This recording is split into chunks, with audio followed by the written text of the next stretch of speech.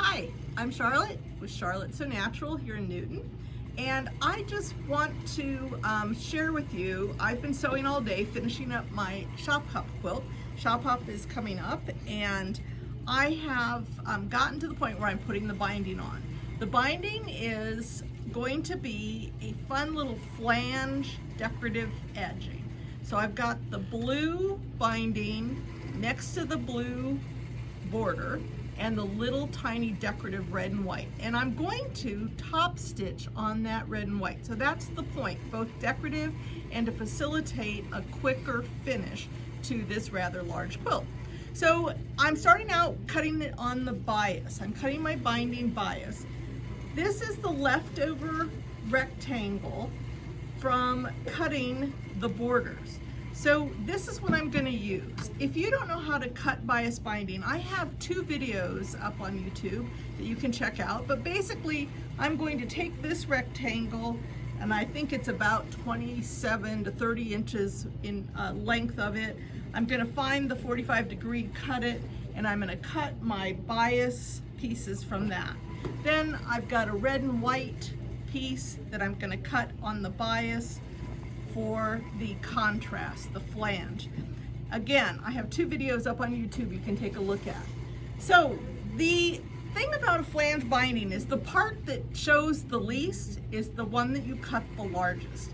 So we're going to cut this piece so that I get this tight finish around the edge and just a little bit of the flange contrast showing. We're going to cut that piece 1.5 inches wide on the bias. We're also going to cut the piece that is showing, that gets cut smaller, and in this case I'm cutting it 1.25 inches.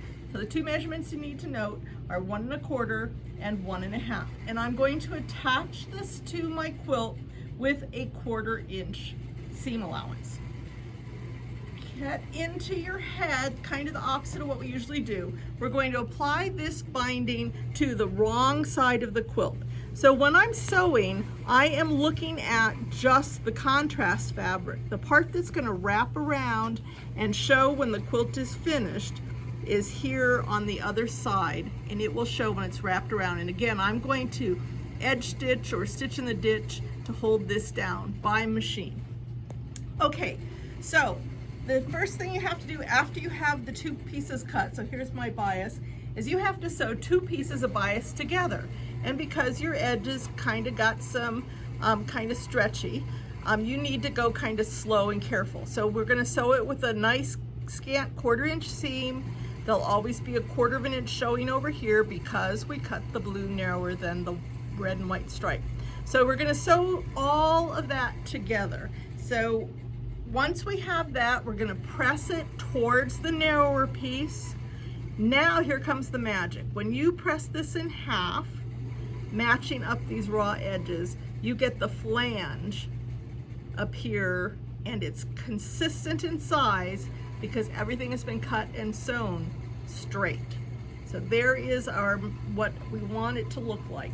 Now I'm going to attach it to the wrong side of the quilt. So I'm going to start up here, and let's see, where did I start? I'm going to start over here. I always start on a long end so that when I finish, I'm finishing on a short end. So I'm going to start here. I have allowed some extra, and I started sewing back here. So I sewed a little ways, then I wrapped it around and I tested it. Now this is my test. So I know that I have everything adjusted just right. My stitching is not showing on the back side, and I've got it sort of edge stitched as opposed to in the ditch. When I stitched right in the ditch, it kind of came over and showed in the white, and I decided I didn't like that. Plus I could aim it right that, and it looks pretty good. So I'm going to stitch all the way around, and when I get to the corners, it miters just like anything else. So I want to show you that on the sewing machine, but this is what it's going to look like. And then when you wrap that around, I've got a nice little miter on this side. I'm going to do it real nice and flat and smooth. Here's the bulky on this side, so I'm going to press it this direction, and now I'm going to create the bulkiness on that side. So the bulkiness is on one side on the back and on the opposite side on the front. So that's going to miter real nicely. Then when I get around to the other side, where I meet the two pieces of binding together, we have a great little technique for that too. But let's go over to the sewing machine. I've put my walking foot on the sewing machine. That's very important because we have all these layers going together. So we'll take this over to the sewing machine and we'll get started. Okay, I am at the sewing machine now, and this is where I have put the walking foot on there. It's a little bit wider than my normal foot, a lot wider than my 1/4 inch foot, which I usually sew with. And I have moved the position of my needle. I have jumped it over so that this marking right here on the foot is where my edge is, and from here to here is a 1/4 inch where my needle's going in. I've also lengthened the stitch length a little bit. On a Bernina, I'm usually sewing on a 2. I've moved it up to a 3 out of the 5 markings on the machine. So it doesn't need to be real tight, and so I just like it to be a little bit longer. If I have to make some adjustments, it's easier to do. So as I'm coming along, I also put the needle down because I'm kind of shifting it around to get that mitered corner just perfect. I fold the binding back on itself and I kind of finger crease it. Now I move it like this. I hold the point. This raw edge is now lining up with the raw edge of the side I'm about to turn to. And you can see that is matching up just perfectly. I put a pin in, almost the only place I use a pin. I put a pin in there to hold that. And now I'm going to sew right down to the fold. I'm not going to sew into the fold. And I've stopped it. I'm not in that fold. Now I'm going to pivot it. I'm going to stitch right along that line. Again, not stitching into that folded fabric. I'm going to come around and I can pull this out, pull this back, keep this even and straight together. And now I put that back in, make sure I'm at the same 1/4 inch line I was at before, and I keep sewing. Now, this is my last corner to turn, so I'm not going to go very far. I'm going to stop, and normally I sew off onto a piece of fabric, but I don't know if this machine has one going, so I'll just do that. Now, to match up these ends, I use this super duper, is this light okay? Okay. Should we get rid of the light for the moment? Okay. So, okay. So now, to match these, I use this super duper tool and this simple technique where I am going to fold these back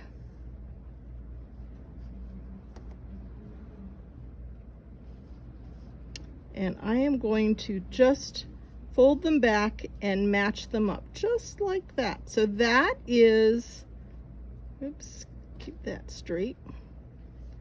That is where those two meet. There, you can see it's smooth there, it's smooth there. I'm going to take a pen. I use a friction pen that irons away. I just slip my point into that corner and I make a dot right there.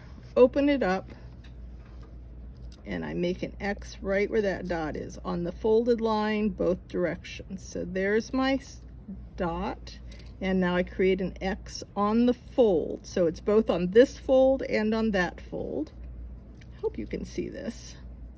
Let's stick my pen back in there, make that dot, open it up. There's a fold line right here. I don't know if you can see it on the camera, but I'm right there and right here. Now, this is the super tool. It's called the Cut Right Bind Up tool. And now I take this, I flatten it out, and I put these crosshairs that are etched into this tool right on that X that I made there. And I'm going to draw that line on the edge of the template, slide this up and draw that. Then I'm going to take my scissors and I'm going to trim that away. And see, this says left, L is for left. This is the left side. Now the right side is going to be here. All I need to do is turn this around so that I have the right side. Now, as in not correct, but as in right and left. So here is, again, here are my crosshairs.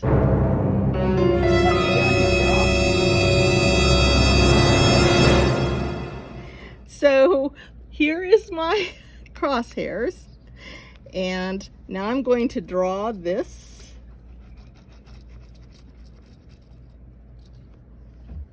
right like this. And now I take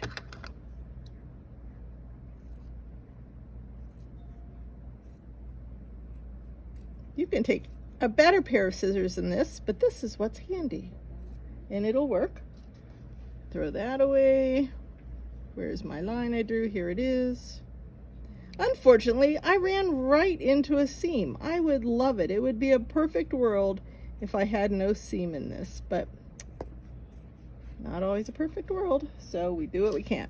Now, this is going to match up just perfectly, and you will see those little ends that I cut off tell you exactly where this should match up. And so that will sew a 1/4 of an inch from that cut edge, and that will be the perfect size. So this is the mitered corner, and now I'm going to press it. Again, this is just a great new product. It is the Precision Piecing Products Easy Press Pen, and it works like a marker. I can go along and I can just mark that. When I press that now with an iron, that will be super flat. I did that when I was pressing these. I did run that along there and I ironed that so it was nice and super flat.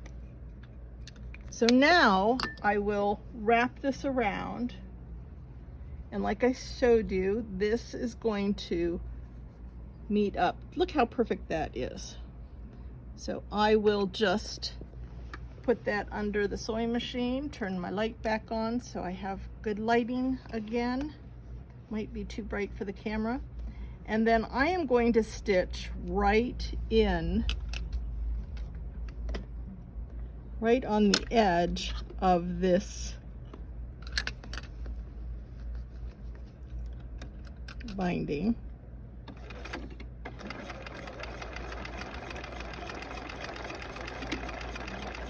And I'm not going to go very far, but I will pull it out and show you how easy that is. I don't know if you can see that. Let's turn the light off again and get it up here in the better light. So there is how that is going to look when it's stitched.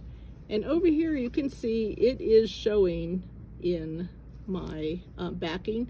So it's important to choose a thread color that matches your quilting on the back, and then nobody will even notice that. So that is just the easy little tips on how to do a flange binding, and I hope to have this done soon, and you can come in the store and see it in person. So thanks for watching. This is Charlotte again from Charlotte So Natural here in Newton, Kansas. Thanks. Bye.